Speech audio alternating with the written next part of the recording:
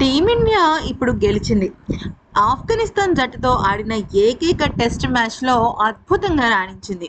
నిజం చెప్పాలంటే యువ జట్టుకి ఇది మంచి బూస్ట్ అని చెప్పుకోవచ్చు.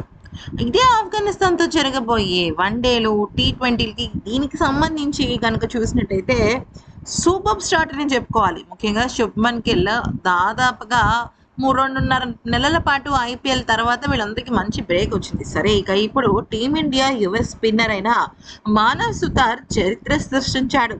ఇక అరంగేట్ర టెస్టుల్లోనే అత్యధిక వికెట్ల ఘనత అందుకున్న రెండవ భారత బౌలర్గా నిలిచాడు. ఆఫ్ఘనిస్తాన్తో ముల్లాన్పూర్ వేదికగా జరిగిన ఏకైక టెస్ట్ మ్యాచ్ తొలి ఇన్నింగ్స్లో మానవ్ సుతార్ 33 పరుగులిచ్చి 6 వికెట్లు తీయడం ద్వారా ఈ ఫీట్ను సాధించాడు. అరంగేట్ర మ్యాచ్లోనే 5 వికెట్ల ఘనత అందుకున్న 10వ భారత బౌలర్గా మానవ్ సుతార్ నిలిచాడు. అరంగేట్ర మ్యాచ్లో అత్యధిక వికెట్లు తీసిన బౌలర్గా నరేంద్ర హిర్వాణి ఉన్నారు. ఆయన 1988లో వెస్టిండీస్తో అరంగేట్ర మ్యాచ్లో తొలి ఇన్నింగ్స్లో 8 వికెట్లు తీస్తే రెండో ఇన్నింగ్స్లోనూ 8 వికెట్లతో ఇక టాప్ 2 ప్లేస్లో కొనసాగుతున్నాడు. ఆ తర్వాత మానవ్ సుతార్ 6 వికెట్లతో 3వ స్థానంలో నిలిచాడు. ఈ క్రమంలో మానవ్ సుతార్ 59 ఏళ్ల రికార్డును బ్రేక్ చేశాడు.